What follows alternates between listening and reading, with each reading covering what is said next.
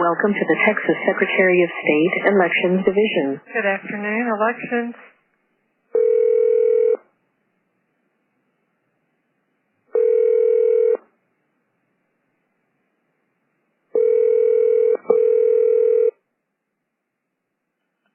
This is Joe. Hello, Joe. It's Adrian Heath calling. Oh, hi. How are you? Very well, sir. How are you doing? Oh, I'm doing fine. I was calling back again, just chasing a question I had about another opinion. To intrude into someone's personal judgment about the place that they cleave to, since it'd be presumptuous of us to say that you don't cleave to a place because you haven't proven your loyalty to it firmly enough. Alaska, meanwhile, has really elaborate rules for residents because every year Alaska residents get an oil and gas royalty check. The royalty checks, yeah. So they really want to know who they're giving money to rather than who they're taking it from. Oh, exactly. Interesting. Yeah, when money's involved, you become much more interested in whether people really live inside your boundaries or not. Well, that sounds like it fits the bill in our case too. Yeah. Really. I always wondered what the Secretary of State thought about the decision of the court in our thing, because he said that we'd obtained our voter registration fraudulently, which I just think was not true.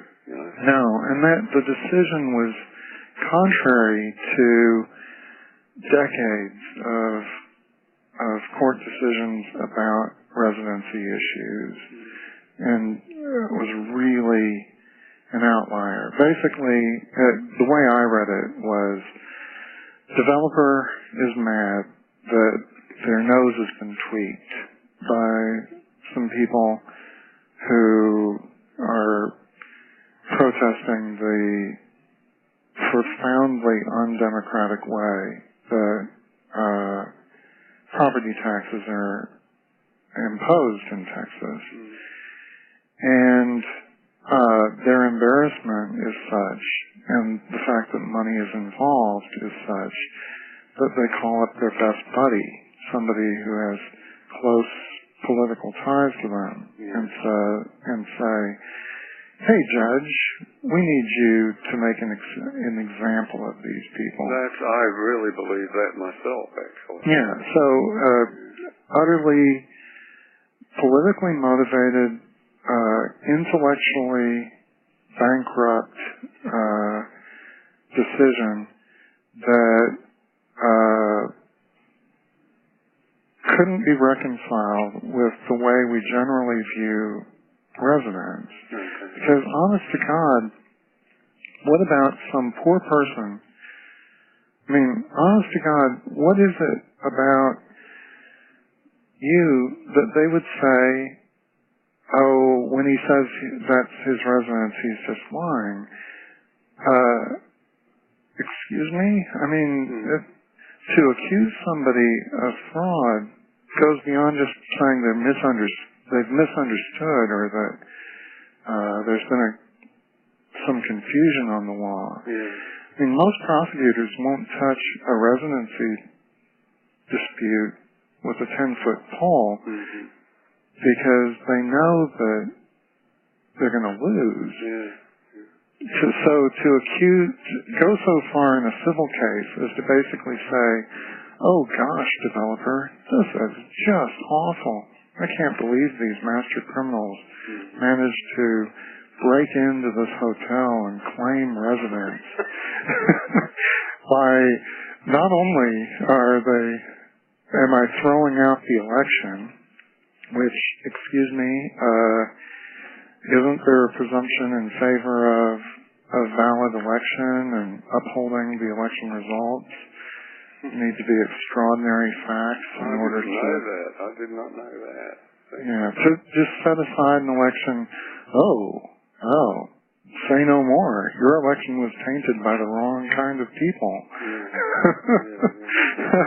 We know how exactly your election was supposed to turn out because obviously your election was just a sham. Just a fiction created by the way that the state fails to process land development. Like, God forbid. I've done, what I've done is I've done an open records request to get the records of the very original first residents and voters in that road utility district. I'm going to, they're going to get them out of storage, and I'm going to go down there and make copies of everything. And, I think that's going to be valid in our cases. The original residents, once we find out who they are, they were just there for probably, we'll see, maybe a week or two. Right. They did their work for the developer and goodbye Charlie, Yeah. And that was in 1991 and they still don't, they now have their other developer friend who's the voter that they've acknowledged, but, it's really not voter controlled, it's developer. No, they became complacent because for years and years, Houston area real estate attorneys would give their clients bad advice.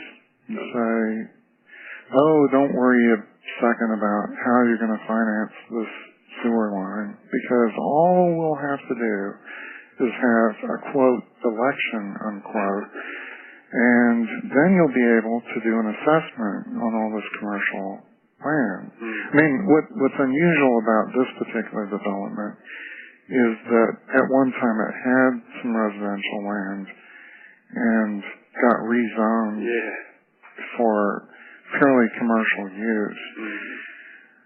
And normally it's unimproved rural land that has nothing on it at all, and then gets turned into a residential territory. No, but they literally carved this right out from the heart of the residential area, Right. To go street by street, house by house, carefully excising any voter. Any possibility of a voter, Or they thought, anyway, I mean, even the voters that were there before us, that had been there for a long time, I've got an email from one of their attorneys saying, that he just questioned even their validity, exactly.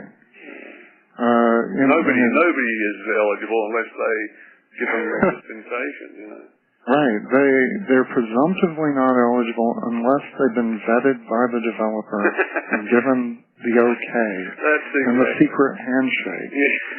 But I mean, that's what made one of the kind of snotty arrogance of the decision that bothered me so much.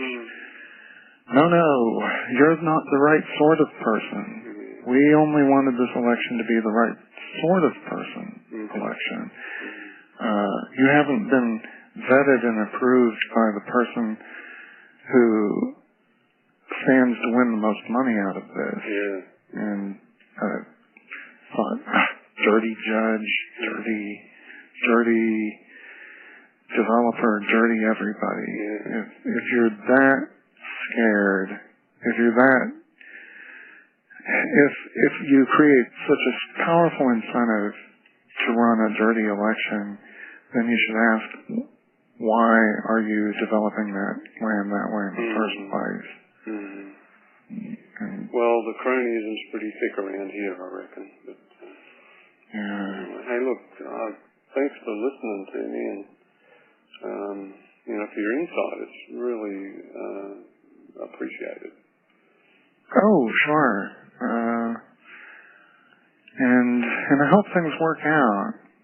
Well, we haven't really been to court yet. We've had some court dates and this and that, and I don't know if our case ended up in Judge Fred Edwards' court, who is a pretty hard-nosed guy too, and part of the establishment, in my opinion. But a funny thing happened was my attorney ran against him for the 9th District Court and won. And so,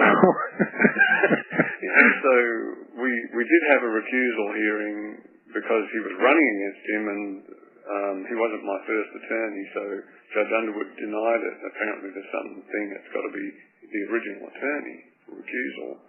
So that was denied, but we're appealing it, and then my attorney, Kelly Case, will be on the bench in January, and the appeal will take that long, so Fred Edwards won't even hear anything to do with the case.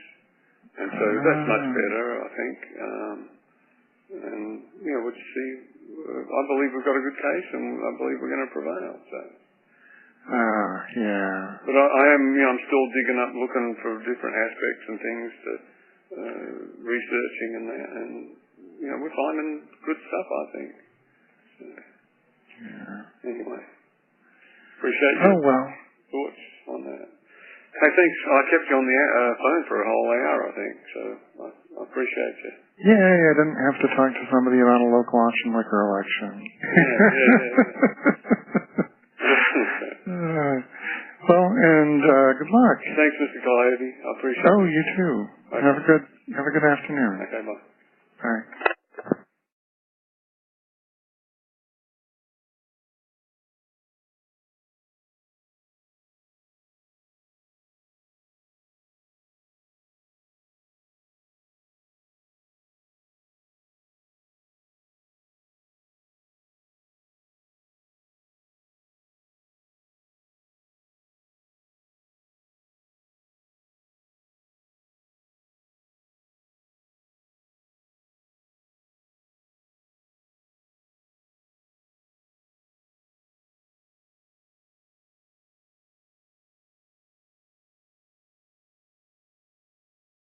Youthful appearance.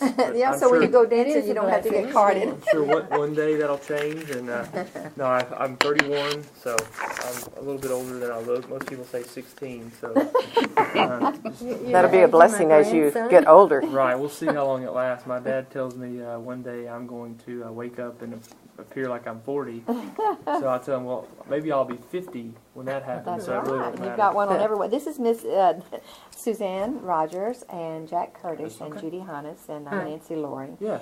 And we're just citizens trying to do a good job, and we're just concerned because you'd called Monday and said you didn't see any reason why Mr. Spate should not be accountable for how he filled out his application. And I just wanted to lay out what we had, and then you can tell us about yours, because you have a copy, I'm sure, of the sworn statement stating he'd been there 6 months. Sure. And here's a copy of the agent's report, and it states that the house was not listed. Let me see where my notes are. It was not listed until June the 2nd, available June the 25th, and he moved in June the 27th. So if I go by November the 22nd, that's 4 months and 25 days. But he said he was there 6 months, and I think that's the principle that we're looking at is, should he not have known that he was putting the incorrect information on there? As you mentioned, someone named Jessica was prosecuted, right, for basically maybe the same application thing. I don't remember. But and then on this one, he had written down that he was at 10 Tanglebrush way back in May for a voter's registration, but it wasn't available until he didn't move in until June the 27th. This one, the water was turned on June the 27th also. So you're saying he lived there a month and a half without any water? With no water. And no water and sewer. Yeah, that's not likely. So no. not in this my country right concern now. is, should he not be held accountable for his information that he puts out? Because it kind of throws the citizens, as a loop to know what to expect, from someone running for political office. I think another big concern is if one person is allowed to do this, would we let everybody else do the same thing? Right, equal justice for equal. Let me, and I know we might not always be on the same page. Let me explain a few things to you. First and foremost, I agree 100% with your issues. Okay, we want to get into politics or whatnot. I am all for accountability, public service, honesty, integrity. Amongst all public officials, period, whether they're in our county or work for, So I get it. I mean, I'm with you 100% on that. However, my job requires that I look at things in comparison to what I can prove, what the laws state, and that sort of thing. That's what I have to do. Okay. And the key term on this particular application is the word residence. Okay. If you could tell me what that means, I'd give you $1 million, because the courts have interpreted it 1,000 different ways. It could be, it doesn't have to be where you live. It doesn't have to be where you get water.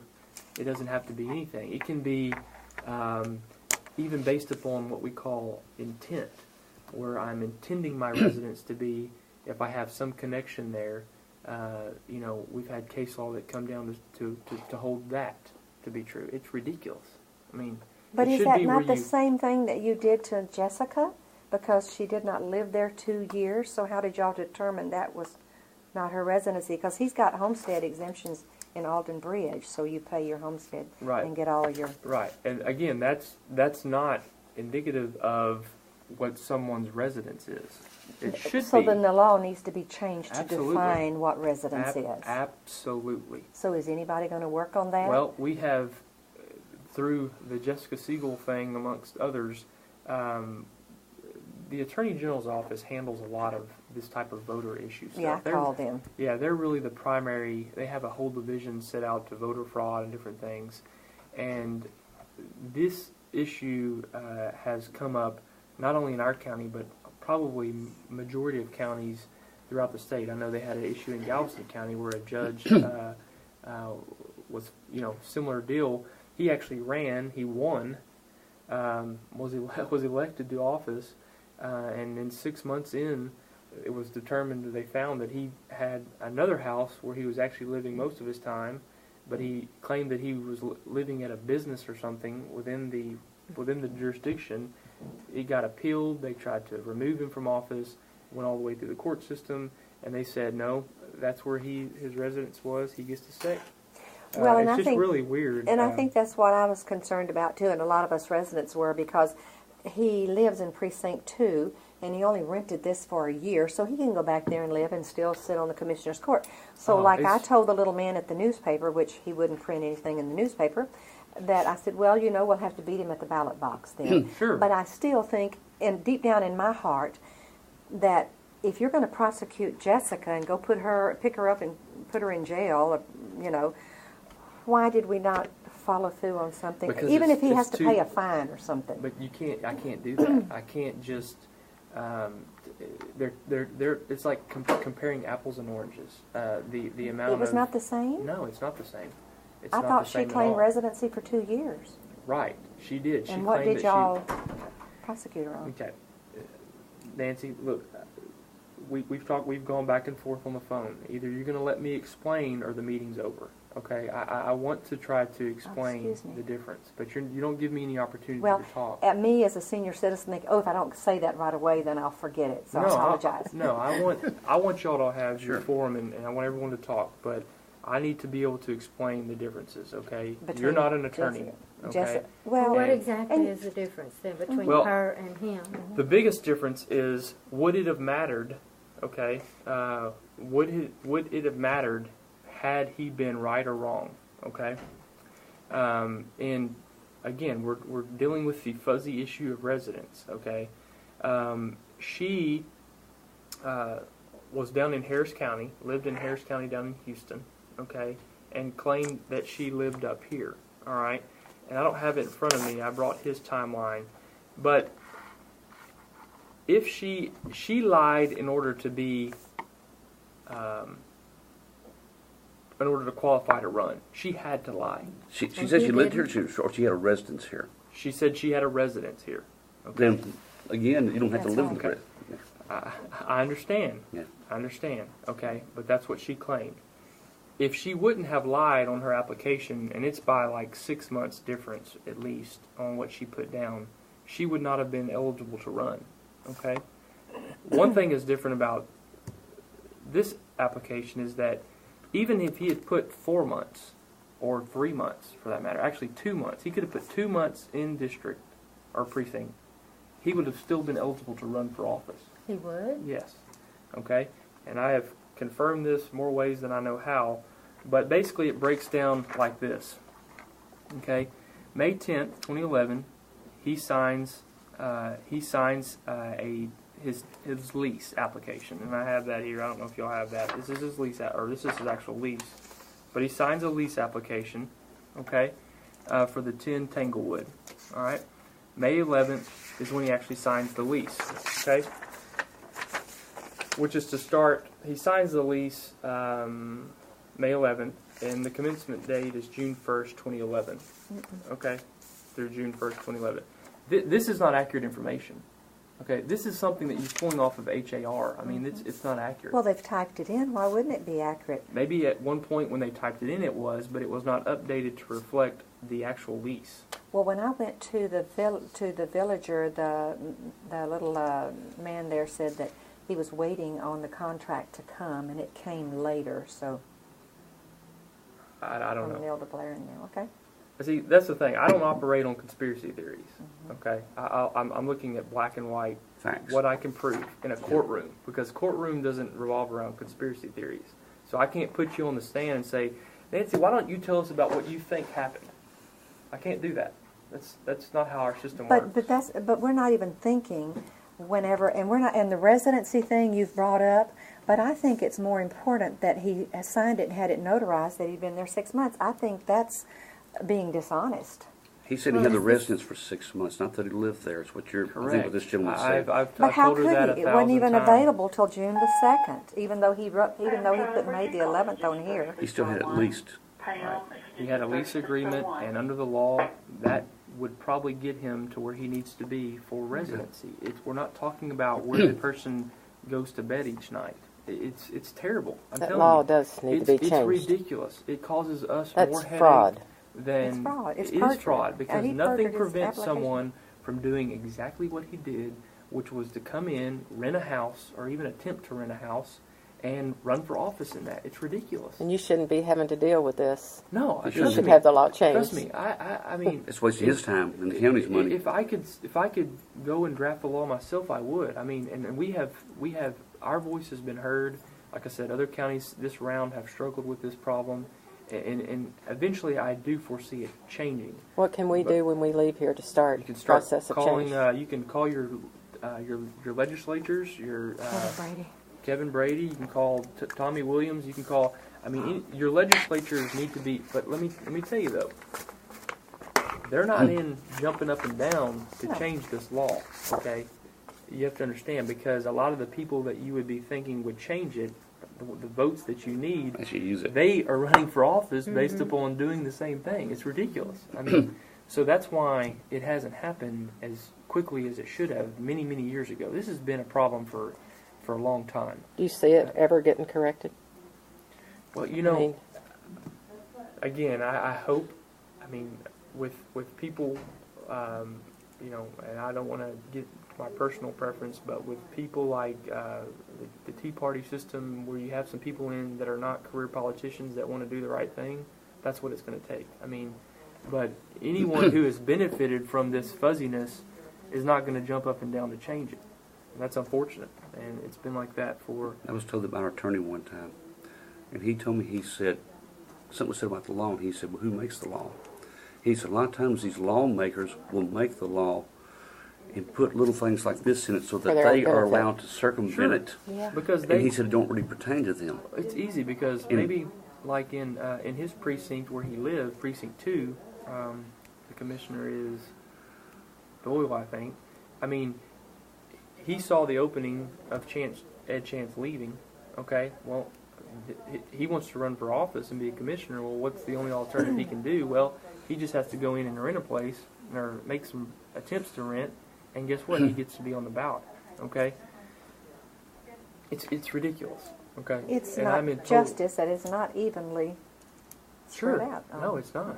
I mean, I'm in total agreement with you, but where we disagree, I think, is what you want me to do and what I can legally do, and I cannot. Oh, I don't think. You know, you're right. I wanted some accountability. Trust me. And trust me. I'm with you 100%, and I believe that, there's another power that administers justice, and that's what occurred in this campaign. But even then, even saying that, I have to look at it from, we have different burdens. You've probably heard burden of proof and beyond a reasonable doubt and whatnot. For me to even take forward a allegation, I have to have some basis to where I have a good shot at winning. I mean, is what it comes down to. And I can't run somebody through the mud just because I think he was trying to circumvent the system, which he probably was. I still have to be able to prove that. And that's, so the paper trail doesn't slander. circumvent it, right? The paper trail doesn't prove anything. I just don't think it does. I don't think it gets us there. I mean, because, and again, because even if he had put down the correct amount, he still would have been eligible to run for office. There's Really? nothing that would prevent him because of the fuzzy, crazy things that happened this term. He had to have filed, or he had to have been living. Well, even if he moved in November the 22nd, December, January, February, March, April, that's 5 months still. Well, what would have been his intent to I don't know. falsify it? I don't think that. I think that he thought probably that it was asking if at the time he would have had to live there for 6 months, because that is the requirement. That's the minimum. And so he thought that, well, I'll put 6 months down. I don't know. So he didn't know the law, basically. Well, I'm not going to say that. He may have been flat out trying his to... His intent was to lie and falsify. Right. He could have put down his office, though, as his other residence. Yes, that's another issue. And that would have been legal. He's been there for how many years? Well, but how could that be a residence if you don't have a bed there and you can't sleep there? Nothing says you have to have a bed the there. same. Oh. You don't have to have a bed there. It's. When I was growing up, I So knew it's people not living very trapped. even. It's not black and white. Not black and white. So the law is not applied evenly. Yeah, so he has to have lived in the county 6 months prior to March 9th of 2012. That's the date that changed with all the we had that whole issue of redistricting. All the dates got pushed back. Well, I called on that. And he did. Yeah, I called did. I called the elections department. I called Mr. Wilkerson, and they said, well, They're all wrong. They are. Okay. Oh, really? And I've already had that problem. I already had that discussion with Wally. I've talked to him about it when we were facing the Jessica Siegel thing. He was relying on the Secretary of State's website, which was also wrong and had to be corrected. I mean, it got. So then you went back to the federal government for the correction instead of the state? No, the state. Well, the federal district court is what issued the timeline. Okay, the state on the front end misinterpreted their dates, and that's what got everything incorrect on the website. So then the state was subservient to the federal government Correct. rather than the state having their own entity for their... No, absolutely. The federal government directed when the elections would take place, and yeah, I mean it's. I mean, that's not the separation of state and federal government. Yeah, like if you look at here, this is the correct version on their website. For a county commissioner, you have to live in the precinct 6 months, okay? And it's 6 months before March 9th of 2012, okay, if you're running for the Republican Party nomination, which he was. So that's the correct date, March 9th of 2012. So the federal government changed it for the state then, because when I talked to Correct. the Attorney General's office, they said, it's up Well, I don't to know the when you talked Republican to chair. Oh, it's been here. Because I talked to the... it might have been before the district court issued their What was the date on that? their dates. Because when I called, they said, it's up to your county chair, and then Mr. Wilkerson said it stays the same. Yeah, well, I don't know when you talked to him, but and that may have been what he was relying on at the time. It changed so many times this year, but I stand. It has been decided in the courts. I have no doubt that this is the date. So that's the problem here, is that he could have put 1 month or 2 months actually. Let's see. If you say June 1st is the date, then he could have put 4 months here, and he could have put less than that, and he still would have been eligible to run for office. So it didn't really matter what he put there. Wow. Now, And see, as a notary, I always want people to be honest when I'm notarizing their papers, and I just can't understand people not having the integrity to do well, that. again, that's the one it's issue. been on my heart, so... I know. I mean, I understand. I understand your frustration, but I want you to understand that the Texas Rangers worked this up. Wendy. She did a good job. She tracked down what she could, and she turned over her report to us. and we sat down and talked about it. I mean, I don't, and we don't have the substantial evidence that we needed to conduct a criminal investigation or to indict him or anything like that. So if it's not criminal, is it there's no other thing to go underneath, right? I mean, no other indictment to go underneath except the ethics. The TEC, Texas Ethics Commission. But he didn't get in office, so that's a blessing. Because, I mean, Correct. if you start out this way, then you think, what is he going to do with our tax dollars down here, and who's going to influence him, and how is it going to be handled? I didn't And vote Is for he him. gonna lie the whole way? I live Yeah, in Precinct that's right. 3. Do you? I didn't vote for the guy. Okay. So I'm with you there. I haven't heard much. I mean, we're talking personal now, but I hadn't never heard much good about him in the first. I mean, so when I got this, I pursued it the best I can. I promise you that. We don't. Well, we understand because we think really on the Jessica thing, eventually it'll go away too because of the residency thing. She that's a different story because she literally had zero ties to Montgomery County, and the only way she could have ran in Montgomery County is if she lied about her residency. I know it sounds the same, but it is a total different can of worms. It really is. Well, it sounds the same because Kenny. I used to work with Kenny in the title agency and with the insurance with him and everything, and I have nothing against him. He's a nice, Right. likable guy, but you gotta. I grew up in, like I said, in the old school, and so I'm thinking, golly, this is not right what he did, and so. But I appreciate your time, Tyler. Well, I can tell you that this issue, unfortunately, and you can start watching it now because you'll see it now that you notice it. People take advantage of it, and frankly, it needs to change. And I'm with you 100%. We take everything case by case basis. And Is this my copy here? sure, I was going to give you one of those if you wanted it. Sure. Because So whenever all we can do is just try to keep an eye on people.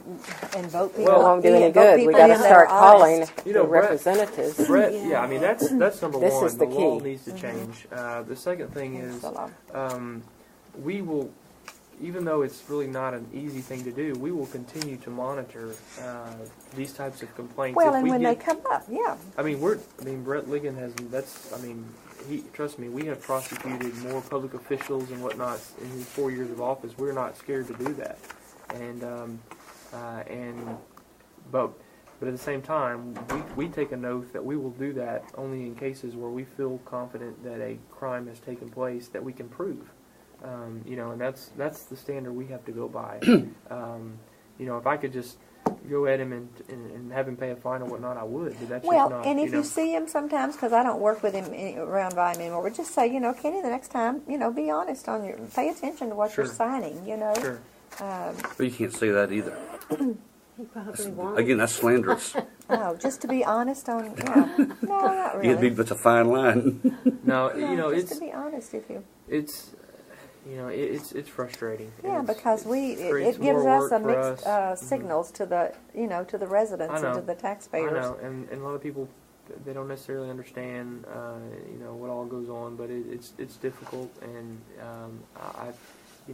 I feel confident that we gave everything a good, thorough review, and based upon the facts and the law, and we came to the conclusion that we did. But I can assure you that that's the only reason that we did that. Is we're not bound by anybody in this office, and Well, if and you look at Brett's track record, you'll believe that. I mean, Well, and I was kind of flabbergasted about the federal government coming in and telling Sure. the state, it's you know, crazy. that this is what, yeah, That we because when I called the Attorney General's way. That's just like the illegal deal I was talking about earlier. As far as illegal immigration, the federal government comes up and says, tells Arizona, you can't do anything Exactly. about it. It's the same thing. Voter ID, no, you And can't it's, do that. Voter It's ID, state law, I but mean, we're overriding you. I know, It's- but they it's- shouldn't. It's unbelievable. I mean, it's scary. Well, I I'm with appreciate you. your time, Tyler. Thank Yeah, you. no problem. I'm glad It was a y'all. good meeting. It was I- informative. I know it's frustrating, and trust me, Well, as a and we'll just pay citizen, when I take attention. off my hat and leave this office, I go down and I live in the woodlands. Hey, I we mean, just pay attention. I'm with you. But I also know when I come in here, I have to look at what I can legally do and not do, and that's how we make our decisions. It's frustrating. The citizens, I understand. I understand that. I wish that we could we need some laws. I mean, that's what it comes down to. I mean, we need some help Some there. definition, yeah. Some definition. So these, our representatives then would be the one that would write the law. Correct. So anyone else to add to the list That's that given in time. would have I mean, those is where you could start. I mean, any of your the state representatives. and federal? Well, now that Steve Toth's going to be in there, Yes. and That's Sir right. K. Bailey Hutchinson. Yeah. I mean, any of those folks in the area. Brandon Crichton, I know, is pretty active. He's somebody you could reach out to. And Brandon and he's Crichton. he's pretty good. Yeah, very good. Yeah. We have some good folks that, you know, and it may not even be, like I said, there was, you know, to get a law change, you have to have so many votes from throughout the state, and the problem is now a lot of these folks have got elected, you know, relying on this vagueness in the without definition, and so they're not going to be interesting to see. I mean, we definitely need to have the fight though. So Well, and it would help to keep things clear and quit wasting your time saying, "Oh, trust people, me, this is There's a lot of laws like this, like the law here a while back. I'm not sure where it stands now as far as carrying a weapon right, when you're traveling Right. and crossing county lines. Yep. People say, "Well, are you really traveling?" You know, Right. it comes down to interpretation. right, And It's- there's it's a probably the same time. million people to interpretate, right? yeah. How does I guess people like yourself view if you don't get a license to carry the concealed weapon, but based on the Constitution, you can carry it, right, without the license? You can carry it in your vehicle, is what the law allows. I mean, Yeah, not on your person, but in my your personal opinion, if you're talking from that standpoint, I think you should be able to carry. Period. I mean, Yeah. without any regulation. But I don't get to make the law. But the law allows you to carry it in your vehicle, to and from your vehicle. It can stay in your vehicle. But you can't take it cannot- outside the vehicle? You cannot carry it into a store concealed without a concealed handgun license, Right. or whatever. That's So the vehicle is the only vehicle is the outside your exception. home? Correct. Exactly. Okay. Exactly. So far, we can keep them in Can our you home. cross the lines with it in your vehicle? Yes. Yes, you can. Don't go to Canada, But though. there are some states that don't. California. Don't They don't recognize it. have what we call reciprocity, and you can find the list of states. I think it's about half and half. Some states you cannot carry them in your vehicle into there. I know some Well, people. we carried ours to California. And as long as you don't get caught. As long as you don't get No, I caught. mean, at the end of the day, that's what it boils down But it to. was I'm in the from trunk, Texas. so nobody looked. Yeah. As long as you don't get I caught. mean, I wouldn't. I mean, I would probably do the same thing. To be honest, I'm not going to, Go leave my across the safety country. and my family to someone else. I mean, it's just not worth it. If I have to go to jail for it, I guess that's what you do. I mean, Well, I think it was on the news this morning, too, that this guy hit her. They went over there to exchange things, and he was being ugly and mean to her or something, and she pulled out Yeah. her gun Yeah. shot, and she Is had that the one? Is that what happened? she had a concealed weapon yeah. permit. And what's crazy is that those types of stories never get as much play as the ones who, Illegal, the, yeah. the Yeah. gun goes off. Yeah, right. Like the gun is the problem instead of the person behind the Right. gun, right. Well, thank you, Tyler. We You bet. appreciate it, and Thank you for we'll I hope that we'll keep helps. looking and acting, and we'll y'all- be involved. You might see us again sometime. You might, you are doing a great job. And, Take a vacation with me. Take a vacation. no, that's all right. Hey, Nancy and I have had our disagreements, but we're all right. We're gonna be. That's right. We're gonna be friends. It's free speech, America. That's right. That's what I said. Thank you. I'm glad I was able to meet. So Oh, I appreciate meeting Thank you, y'all. sir. Yeah, it was Thank you very nice. much. Appreciate it. And y'all call up here anytime. Thank Seriously, you. I mean that. If y'all have questions about our office or what we do or concerns, call up here. He may say later, I'm sorry I made Oh, that I'm sorry. statement. Yeah, because Suzanne and I are good. No, that's fine. I mean that's part of what we like Well, to it's do. our country, and we want it taken Absolutely. care of. Well, it's time citizens get involved. It is. We've been sitting on the sidelines too And, long. and So. I've been personally very impressed with what the Tea Party has done. I don't know if y'all are, I'm sure y'all might be members of that, active in that. I mean, it's awesome. Absolutely. I mean, Keep up the good work. so y'all Thank bet. you. Y'all have a good day, okay? All right, thanks.